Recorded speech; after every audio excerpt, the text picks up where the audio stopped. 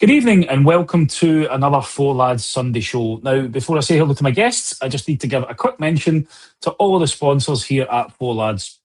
That's Rhino Express, Clydeview Fire Protection and Joinery, Athol Industrial Solutions, CSD Air Conditioning, and our very own Candid, as well as Rangers Youth Development Company, who have been a supporter of the Sunday show for the latter part of the season. Also like to give a big mention to our partners over at Black Rooster and Art of Gold. Joining me, as always, is Mr. Mark Morrison. How are you, sir? Good evening, Rob. Good evening, viewers. No, I'm fine, mate. My hay fever's a bit of a pain in the arse, so apologies for the look, given my eyes are pretty bloodshot. But it's been a lovely day, given it's been pretty warm, 24, 25 down here. So, but no, my eyes are not the best, so apologies to everyone on that. Yeah, rub it in, mate. The down south gets better weather than up here. Aye, Look at thanks the very t-shirt much. down here. Look at that. Jesus. It must be those, maybe you're near the equator. William. Nah, you will be next week. Yes, don't remind us. Thanks, mate. William, welcome back to the Sunday show, mate. Thanks for having us. I'll definitely not be getting my arms out like Mark there. I think it was just an excuse to show off our guns there, to be fair. Not the tan, but thanks for having us back. Good. Now, there's not been an awful lot of Rangers news since last time we were on. The biggest thing will probably be the official appointment of Derek McInnes as manager. So we'll probably spend a wee bit of time on that tonight. Just myself, Mark, and William giving our thoughts on it. I think, Mark, last time we were on, we were looking at the squad, what we needed, but that was all in the context of Danny Rule still being the manager. How are you feeling about the appointment of Mr. McInnes? Because online I'm seeing it's a bit of a mixed bag at the moment between people that are happy and people that are a bit unsure. I'm pretty happy with him, if I'm honest. I think it's probably someone we've been crying out for a while. We went down the foreign route, and we've obviously not had great success. Brought in Beale in terms of that Steven Gerrard continues legacy, and that obviously never worked out. And I think it's one that we are going back to basics. And I think for me, McInnes coming in, I think he's also got that Rangers background, being part of the squad back in the 90s, also worked under Walter Smith. And I think first and foremost, he knows this league inside out. So I think that'll be pretty critical. Obviously, his European record, I think, has been all right when he's been at clubs. But again, you've got to put it in context in terms of the squads he's had before. He's also never dealt with a transfer budget he's going to deal with this summer. And also that pressure off having to win week in and week out, where he's also not experienced that before. But I think it's a positive for me. It was between McInnes and Gerrard. Obviously, I was more in favour of Gerrard at the time. Obviously, that's not come into play, but I'm pretty happy with it overall. I think you just need to look at his record last season with Hearts. I think given where they're sort of on a journey, and they've obviously excelled at given their performance throughout the season. So all in all, I think for me it's a positive for the club. I don't know who it was that said it on one of our podcasts, but it probably reminds me of probably similar to Alex McLeish coming in terms of that Scottish background, knows the league, also came in for Advocate, and I think it probably got a similar feel to that, where probably at the time, again, putting in context, had he really won much? No, at Hibs and even at Motherwell prior to that, but he came in and hit the ground running pretty quickly and solidified us and also built a dressing room that was back to winning trophies. And I think McInnes can do that, but obviously definitely one thing he needs to add in the summer. William, come get some thoughts to you as well, mate, to the appointment. Yeah, again, I think Mark kind of covers it pretty good, to be fair. I'm also happy with McInnes. If I was given a choice between McInnes and Gerrard, I'd have probably favoured McInnes over Gerrard. I think that's where Mark and I might kind of differ a little bit. But again, as we always say, we're fans. It's our opinions at the end of the day. I think what I liked about it is just kind of thinking when Mark was talking there. With McInnes and the monkey that's always been on our back is when a team from the other side or above us fail, do we have enough bravery to go and capitalise, walk through that door and lead the race? I think time and time again, people were saying for Hearts last season, it's just because Rangers and them aren't doing that well, that's why they're doing so well. But I think credit isn't given to McInnes and the Hearts team for taking that opportunity, and that's what we need in these moments when somebody is above us, or if we're not playing as well, or if we get an opportunity to capitalise and walk through that door and lead the race. I think McInnes has proven that with Hearts. I mean, I know for myself, time and time again last season, I was like, Hearts will eventually slip up. They'll eventually slip up, but we'll catch up. And we got close, and then we were like 2 points, a point behind. And what did we do as Rangers? Is we kind of failed to capitalise on it. So I think McInnes will bring that. He'll steady the ship. As Mark said, he's been there 9 in a row under Walter and stuff like that. So he knows what it means to win at this club and what this club demands from its players and what the fans ultimately demand from the players and the team as well. So I think it's very positive. It will be interesting to see how he manages a team that is now in demand of majority of possession, because Hearts and Aberdeen, you would say for the majority of the games, they're kind of bigger clubs than the other teams in the league. But he's going to now be managing a team that's going to retain the majority of the possession. So how's he going to play? What's his formation going to be like? And what's the type of players that he's going to bring in? Is he going to go back to Hearts, maybe get some players from there who maybe know his style? Or is he going to kind of go elsewhere? So it'll be interesting. Again, for a long short answer, I think McInnes was a good managerial appointment for me. Cool. We'll touch on the Hearts bit at the moment. I was going to do it a wee bit later on, but it was a good segue there, William. So may as well bring it up just now. And I guess Mark, I didn't realise that until just again don't really pay much attention to Scottish football apart from if it's Rangers related. I didn't realise that Hearts had actually finished in the bottom six before he'd come in. They had 2 managers during that period. I think that signifies that he's taken over a squad that's probably low in confidence. And I think a lot like some of our fans are now, I don't think there was many of the Hearts fans that were that convinced. With his appointment, now, at that point, he obviously wasn't brought in to challenge for the title straight away that year. Probably just been brought in to stabilise the club and at least get them back into top 6. Now, if you fast forward 12 months, personally, he swept the Manager of the Year awards. He secured Hearts Champions League qualification. And quite frankly, were cheated out of the league by some really dodgy decisions. Now, that's a remarkable turnaround in a kind of short space of time. And the key for me is the belief and structure, I think, that McInnes has managed to give that squad. And you draw parallels to where we are, because if he can come in and kind of replicate that for us with more quality that's hopefully going to be coming in as we begin to progress through the transfer window, it should put us in a really, really good position, and hopefully we can get off to a really good start of the season. And the football might not be pretty, but I don't think any of us are going to care if we're continuing to churn out result after result after result every week. Yeah, I think to Cammy's point there, I think probably fitness is one part of it. I think the dressing room behind Hearts, I think you've seen that. The number of games I watched them, like I said, I probably watched them about 7-8 times last season. But there's one thing they definitely had was togetherness from the squad. And Hearts had a relatively big squad last season, but I think even boys that are on the bench, you definitely see that coming together. I think it's one thing we've probably been lacking for some time now. Probably back to Gerrard's 55, probably been the closest we've had since then. In all fairness, but I think one thing he will do is bring everyone together in that dressing, which will be absolutely critical. That was actually something I was going to bring up there in terms of Walter, in the sense that how many games did we have back in the day where we were grinding out 1-0 results, wasn't pretty, but at the end of the day we got 3 points and up the road, and that's it. You move on to the next game. When you look back at a season, do you think of a 1-0 at Falkirk, whatever? We don't really. And I think to even Hearts season and that, how many times did they, I think part of that was due to fitness and probably togetherness as well in the dressing room, where grinding out 1-0 results or scoring in the 90th minute, 93rd, whatever that may be, and picking up 3 points. There's probably a spell for Hearts in particular where they had the likes of Shankland out, they had Cammy Devlin out, where you're thinking Hearts are probably going to fall away now. There's too many key players missing, but they were still grinding out 1-0, keeping clean sheets and getting 3 points, and they consistently were doing that for about 4 or 5 weeks, 6 weeks while they were out. So, and that's when you're missing like your best players. So I think it's one thing he will definitely bring to Rangers is that togetherness, and something we have been lacking for some time.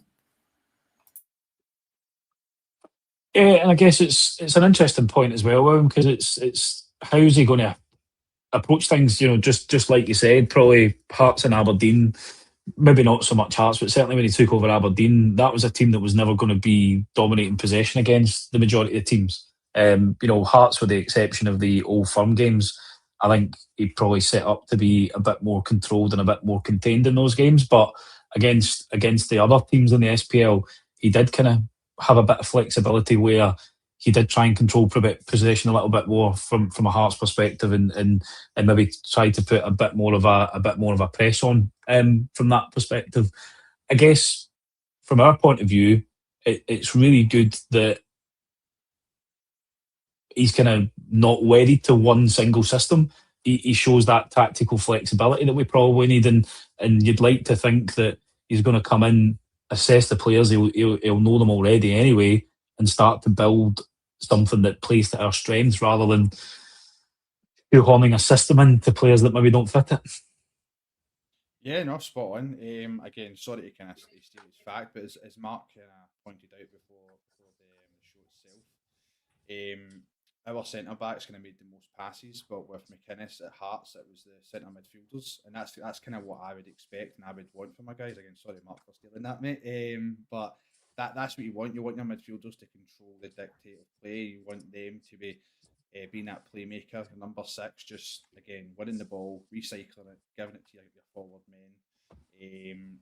So I think again, I think one of the chatters said as well, like it might be like kind of Walter kind of style football. Again, see at the end of the day, see so long as we win, like if it's 1-0, 2-1s, 2-0, I don't think we'll care. So long as at the end of the day we're lifting that trophy, we're on to 56. We'll not remember how bad the strips were or how bad the football we played. We'll finally won it. So yeah, I think it will be more pragmatic. He'll come up against teams where he knows, right, cool, we're going up north, so they're going to play 10 men behind the ball. Here's how we're going to break them down. I want you overloading at this side, or I want you overloading the centre because their midfielders aren't as strong. I want you push through the centre backs to then expose them and get a wide men kind of more playing inside the 18-yard box itself. So I think it will be a bit interesting to see how he plays. I don't think it will be situated to just one style of play system. William, sorry mate, there's a couple of comments coming in just saying that your audio is a wee bit low on the mic, so I don't know if there's something you can move closer or. Let me change up. Sorry, apologies. I tested all this beforehand. It should be fine. That sounds a bit better. That sounds a bit better, mate. Apologies, Kenny's people tell us in the comments. Kenny's going to get me into trouble again. That's it.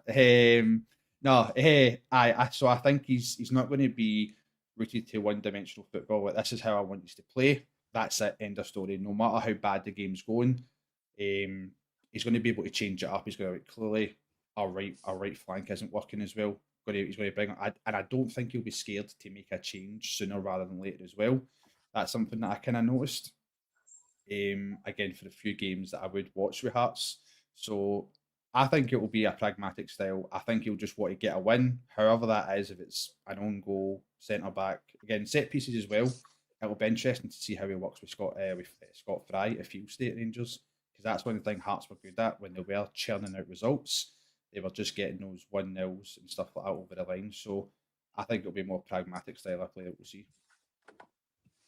Yeah, and I think it's one of the things that we've probably been calling out for, Mark. Actually, we've moved away from the progressive coach, if you like, that people were trying to build have a certain style and fit the players into that.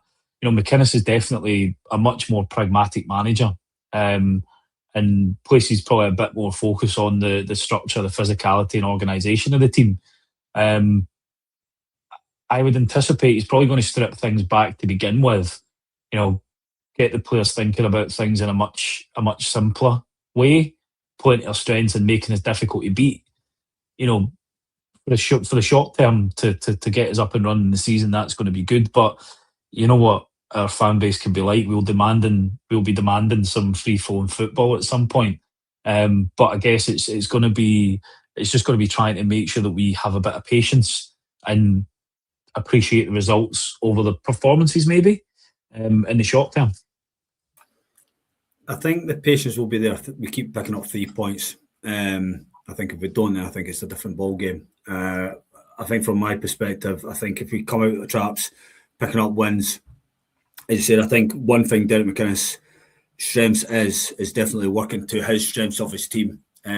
Difficult to break down, absolutely. He's always had decent defensive records where he's been, but we need to also strengthen in that. We went through quite a bit in detail a couple of weeks ago in the pod in terms of where we are, and that's probably one area in particular. I think physicality we will be. I think we'll be fitter as well. I think we'll be pretty aggressive. I'd expect us to be like that under Derek McInnes, but I think there's still a bit of work to be done in the transfer market to get us there. What I will say is I think that manager piece is pretty important. I think when you look at head coach, I always find it as like a sort of yes man sort of title, given you've got people hiring the structure, dictating exactly what goes on, whereas I think he will have a bit more autonomy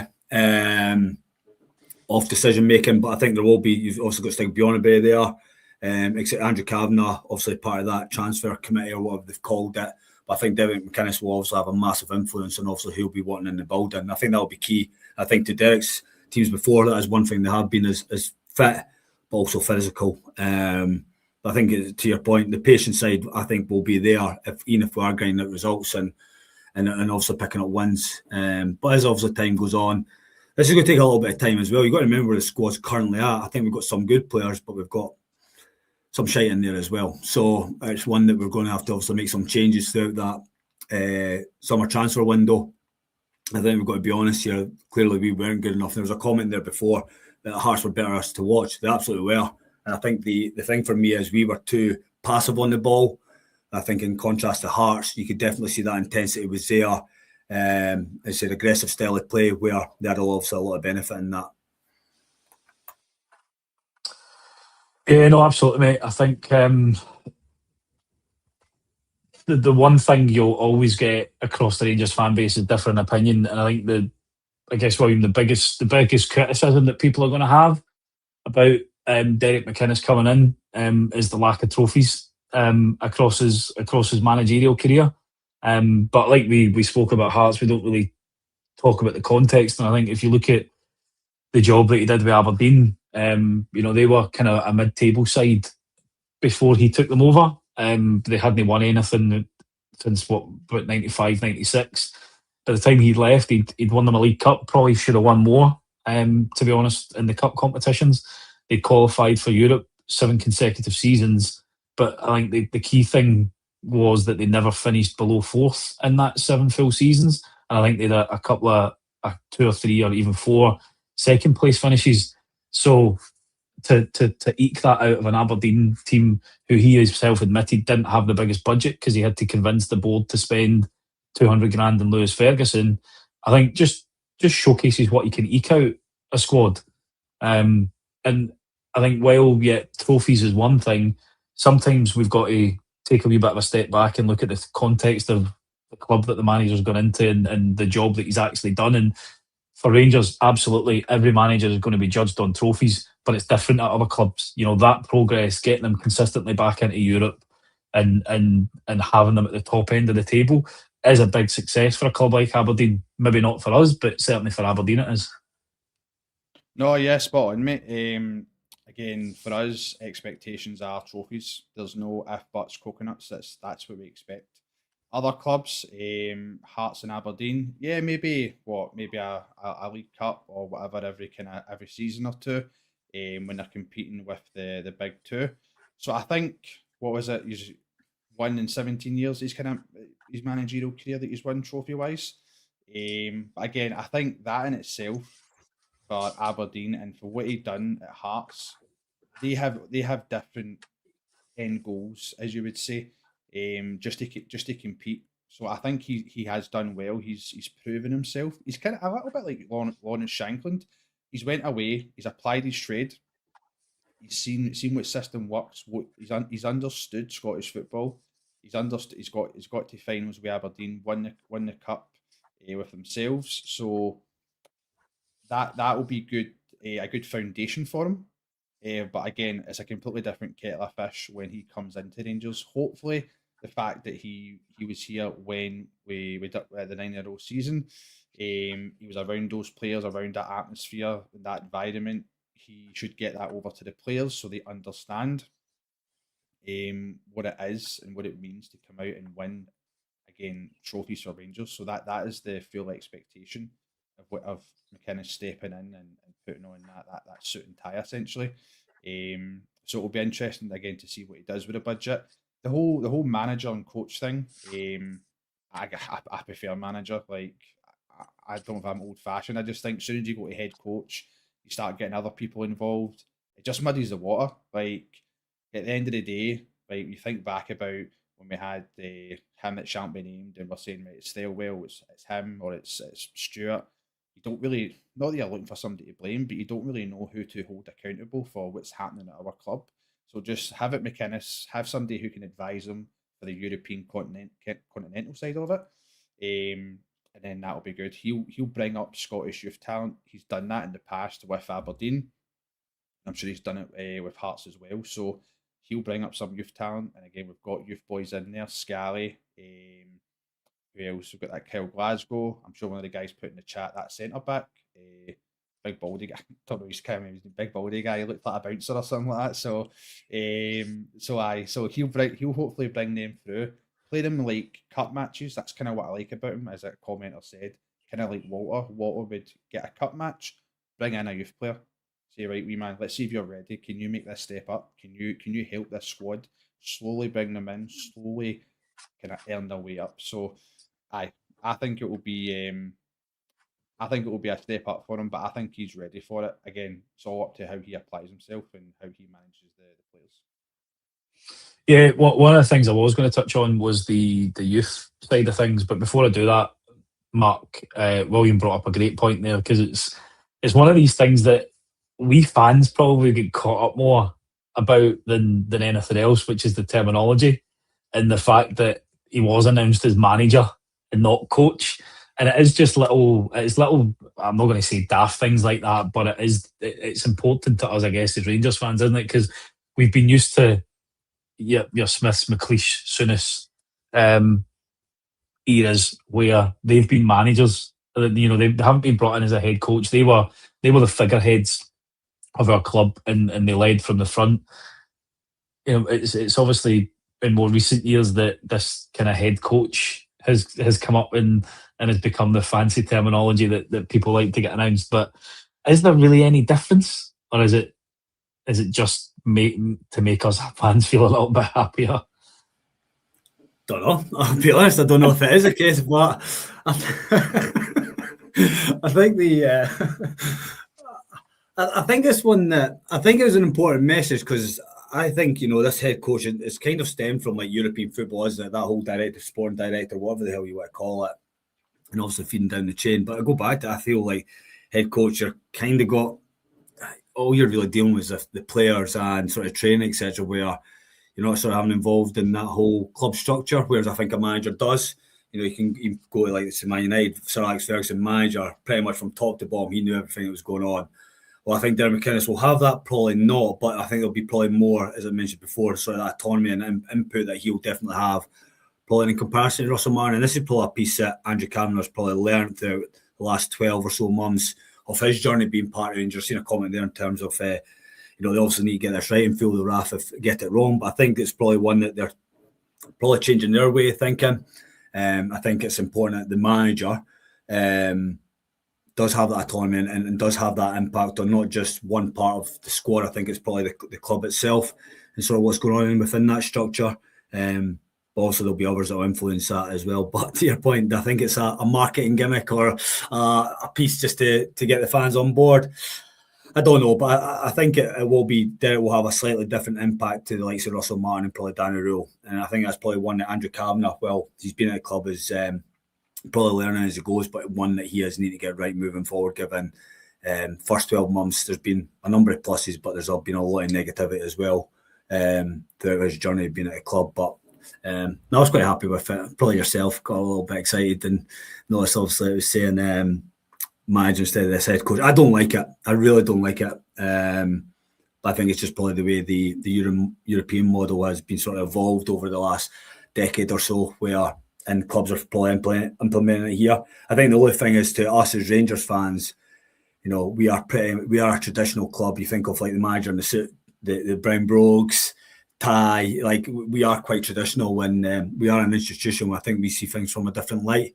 So I think that manager piece probably embeds in that as well.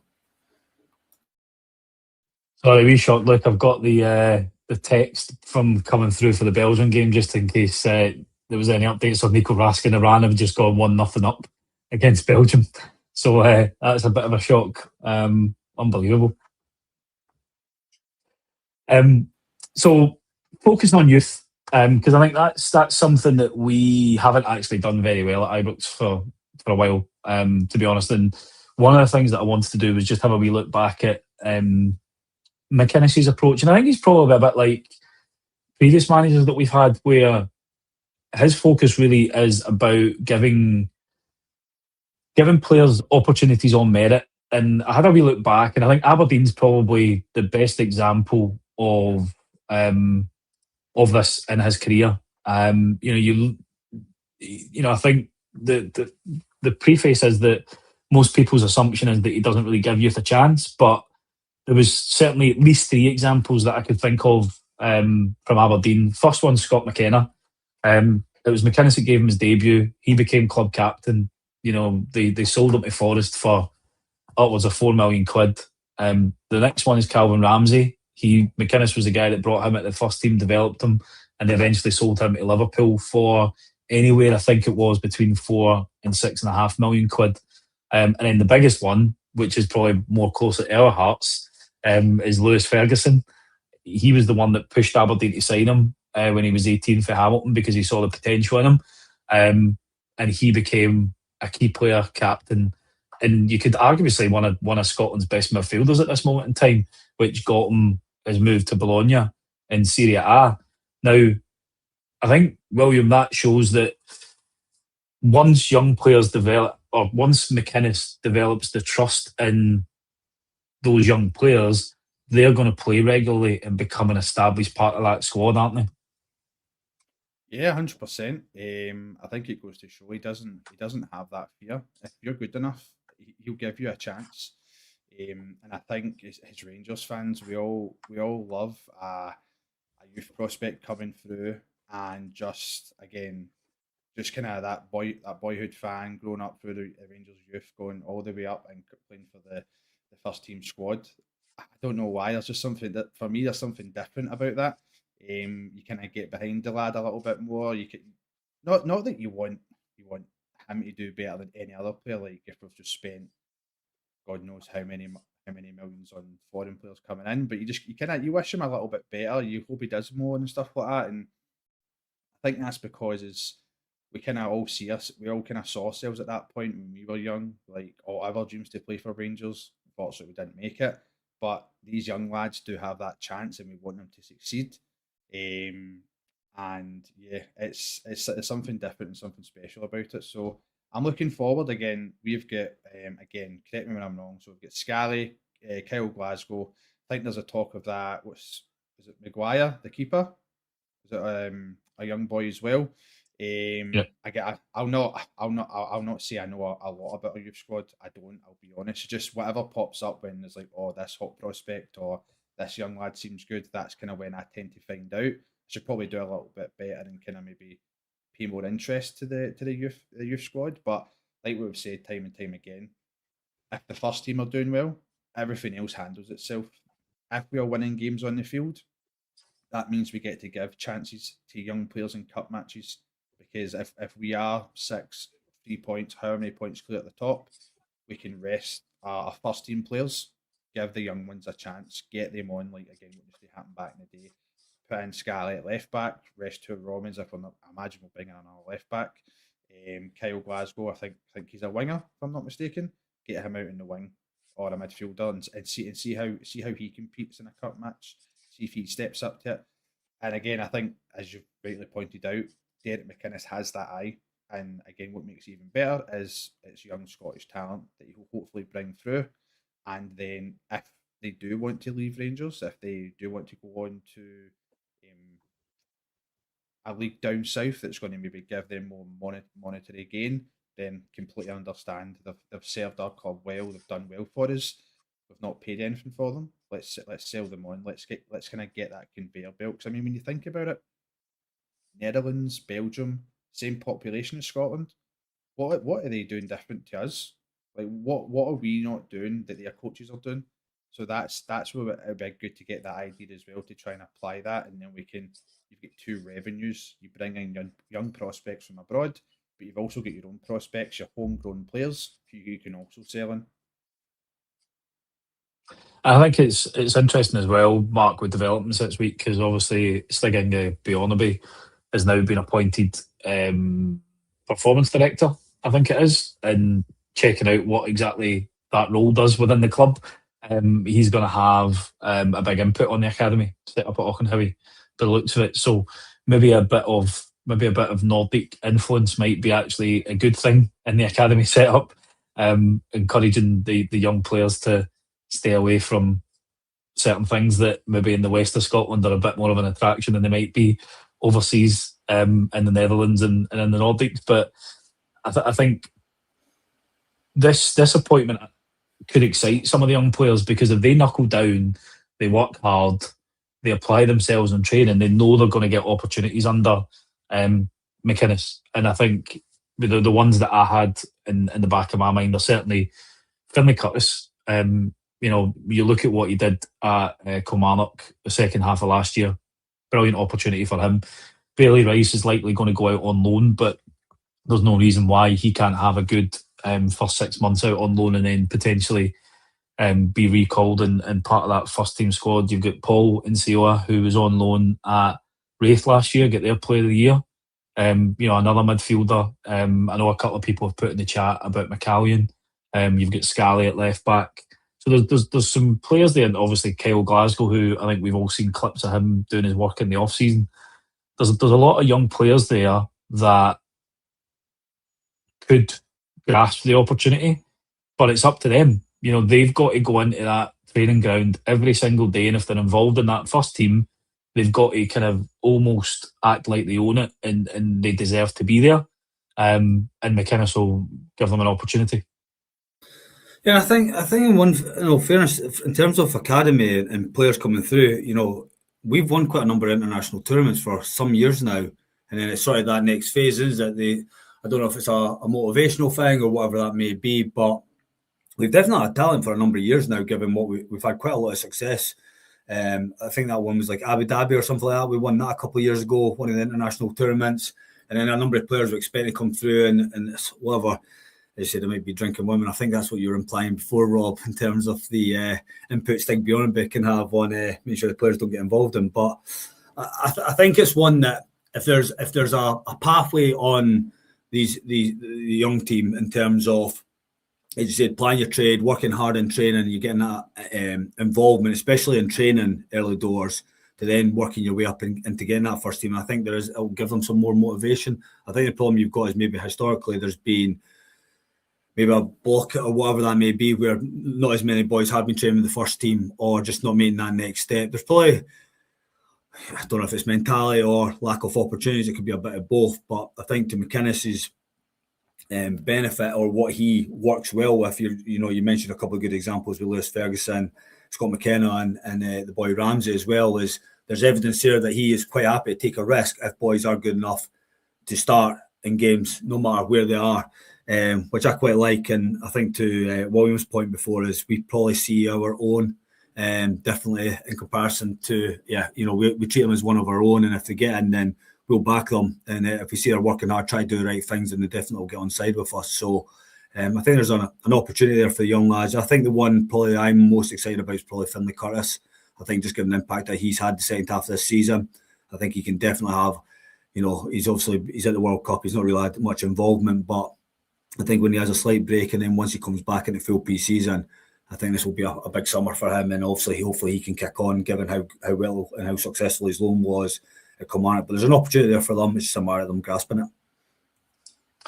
And you talk about one of our own, and it was something I was actually going to bring up, because obviously the first two signings that we've got through the door, one player, one manager, are definitely both one of our own. And I think, William, that's probably something that I think we certainly called out on the Sunday show quite a bit over the last 12 months is that there wasn't enough of that. I think in the doors at Ibrox and Auchenhowie, and it's good to see that that's being rectified, because ultimately for these young players, guys like McInnes who have played under the likes of Walter Smith and who have grown up as a fan of Rangers, understand the standards that need to be set every single day on the training pitch and on the pitch when it's game time.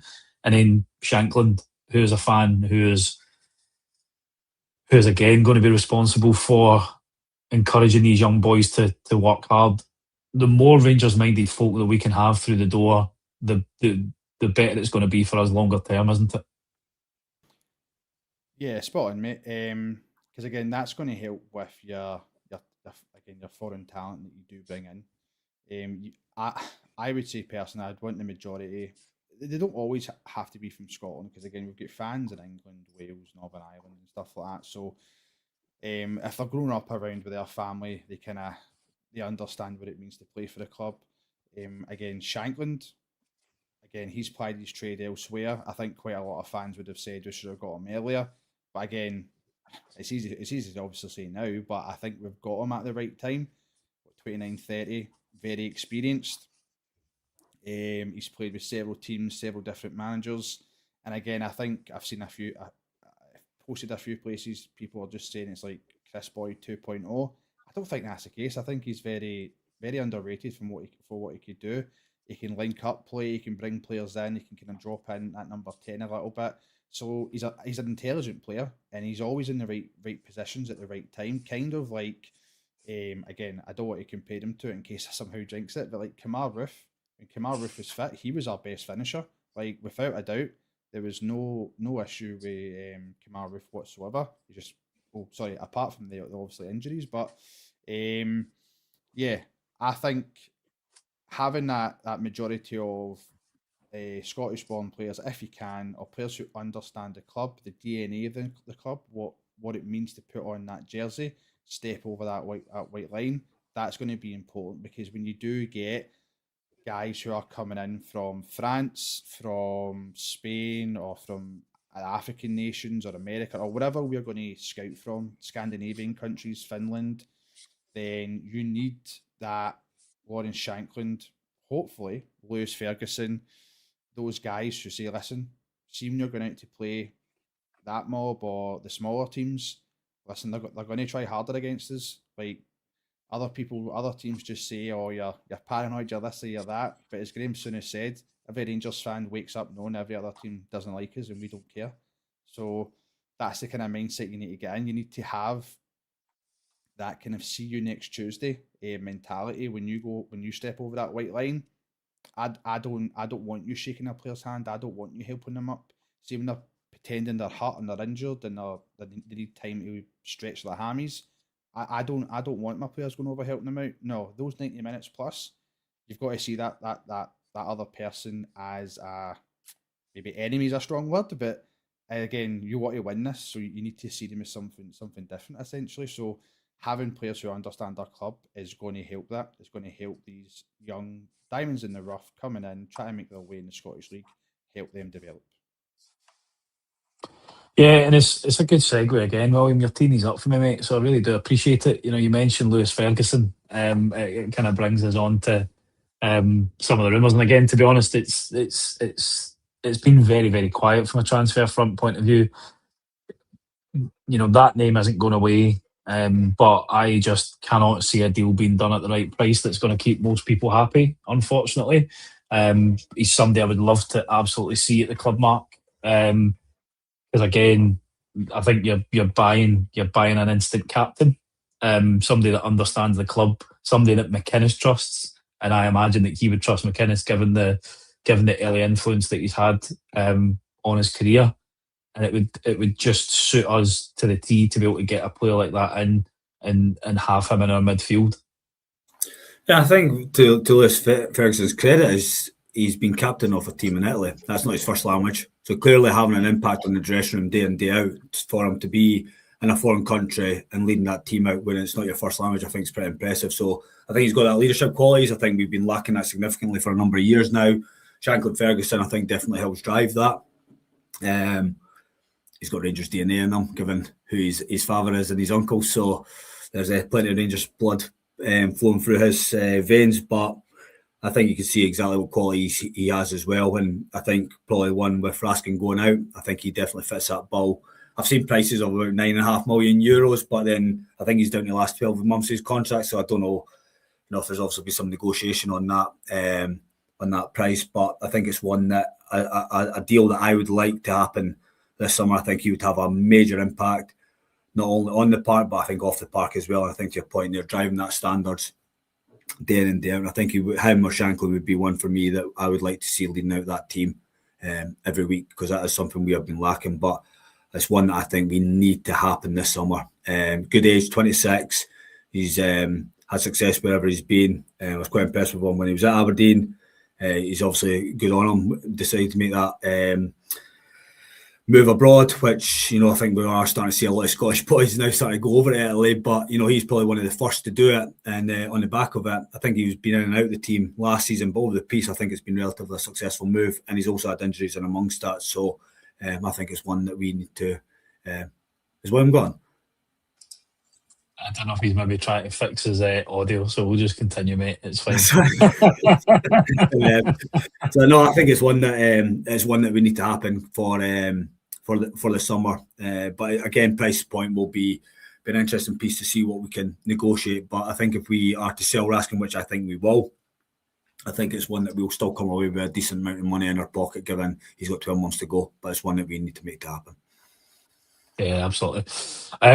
I just put this comment up just because I thought this was Doogie's maybe Bernard YouTube account saying that he thinks McInnes might be able to help Asgard improve.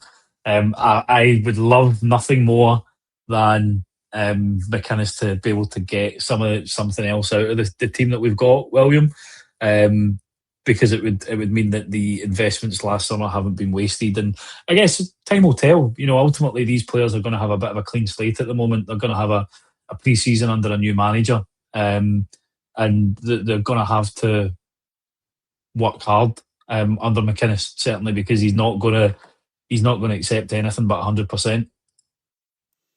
Aye, mate, that will be that's definitely Dougie's burner account there, 100%. I don't think that's but no, again, I've said as well, Asgard will be good. I think he'll be amazing. See the Italian league, see where you just get to kind of sit back, get all the time that you want.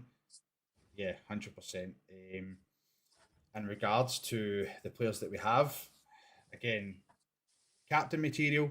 Like, I don't think personally Butland should be in the kind of the core leaders, if that's what you want to call it. Again, going into next season, I would say 2 Robins or Fernandez if we can keep them. Again, you've got Suter, you have Sterling at right back as well. I'm trying to think who else. Again, Tabs went. Aaron's is a way back as well. So we need to build from the back. Like, that's for me, is you always build a solid foundation. You build from the back. And like what I think Mark pointed out earlier on, McInnes has been known to build a good, solid foundation at the back to help the defence, and that's what you want, and that starts with a goalkeeper as well. I think Butland is a good shot stopper, but for the system that he was in, I don't think it really fitted him. Midfielders wise, I think there's a few chatters are saying there's no way Raskin's staying. Again, I'd be the same with that. I find it very hard to see if Raskin's going to be staying in this club. He needs to sign a new contract for me. That's the only way he stays. Especially, again, I've not got the game on, so I don't know how well he's doing. But if he has a good World Cup, yeah, I think Raskin's going, to be fair. Diamandi for me, this might be unpopular, but I've never really kind of rated him that much. Like, I think he turns up at certain games, but again, like, we need that consistent kind of solid 6, 7 out of 10 like performance, and then you have that 1 or 2 kind of worldy kind of thing. Again, but I can't have that, to be fair. I need my midfielders performing moderately good every game to drive the game forward. So yeah, it's going to be interesting to see who he brings in. If he, again, as I said, he deals into maybe Cammy Devlin for Hearts. Again, I'm not suggesting that he should do that, but it'll be interesting to know what's his name? Bellingham or something like that. The Hearts guy. Bellingham, yeah. Bellingham, sorry. He's in a free. I think he's left. So it'll be interesting. Again, he had a very good work rate.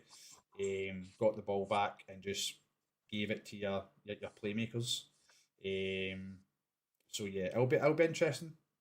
See, I think the thing is, and I know the Devlin one has got a bit noisier recently, but I mean, I don't think he's any better than Barron at the moment. I think Barron before he got injured was playing pretty well, and you look at a player that does a lot of dirty work, and passes the ball off, and I think he fits the bill. For me, it's making sure that we can add starters, and I just don't think that a Devlin would be a step up to what we've got just now, and that's the problem we've got. I think last summer we probably filled our squad too much with mediocre players, and it's just making sure that we've got quality. I do agree. I think obviously the Atlanta links with Raskin aren't going to go away. I think if he has a good performance tonight in the World Cup, that's going to add a wee bit of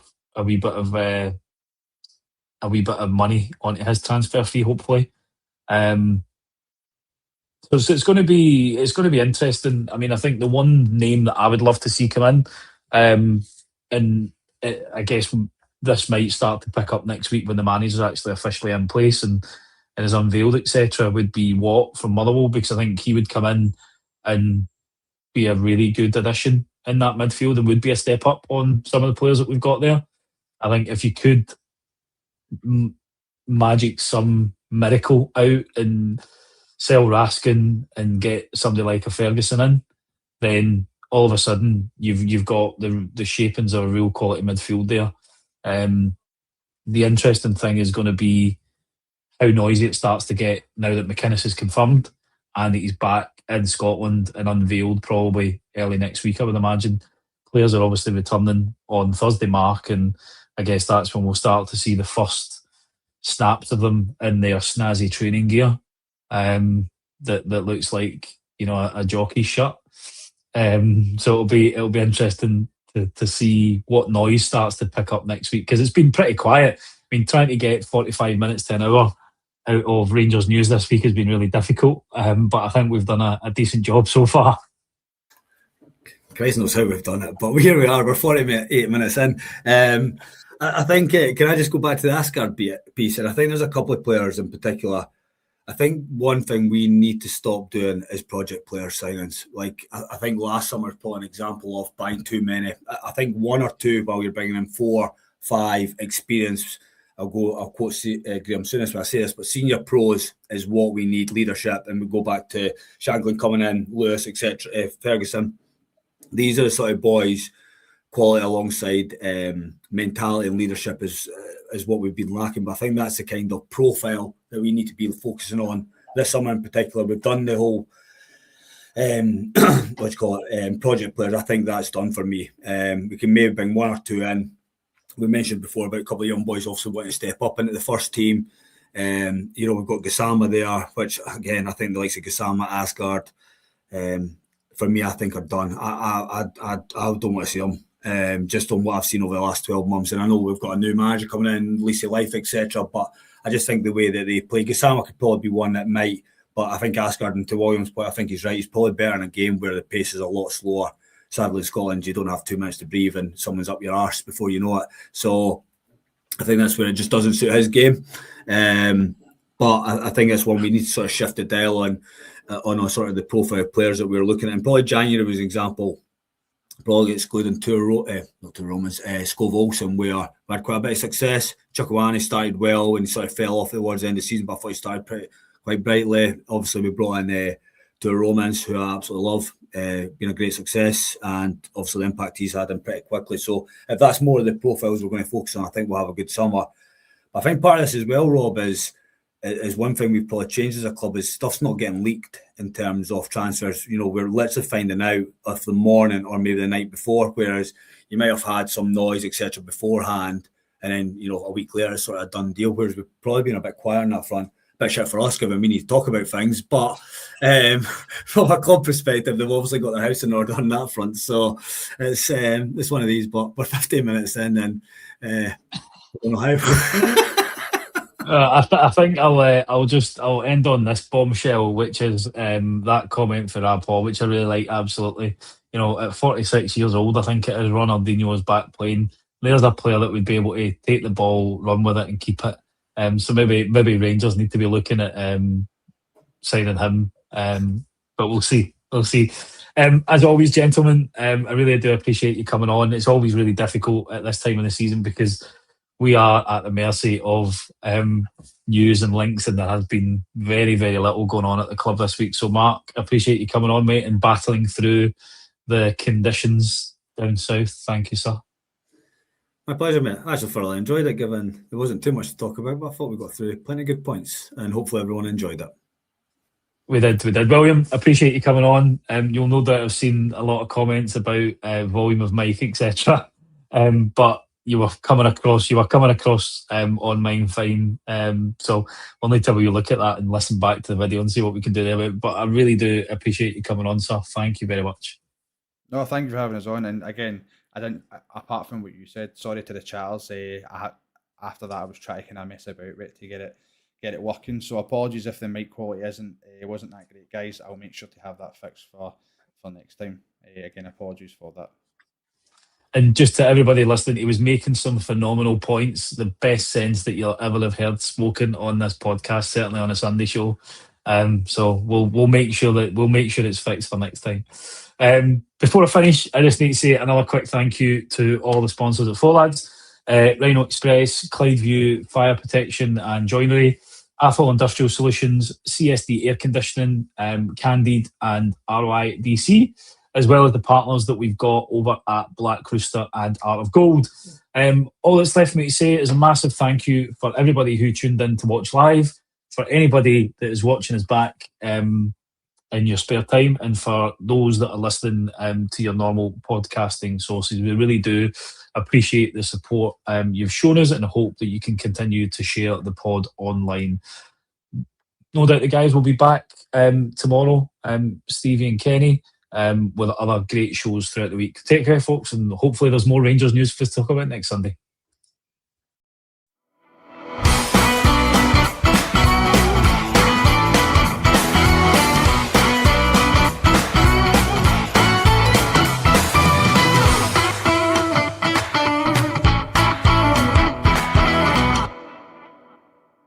The Four Lads podcast is sponsored by Rhino Express, Clydeview Joinery, Athol Industrial Solutions Limited, and CSD Air Conditioning, in partnership with Black Rooster and Art of Gold. Thank you for listening to or watching the podcast. We hope you enjoyed the show.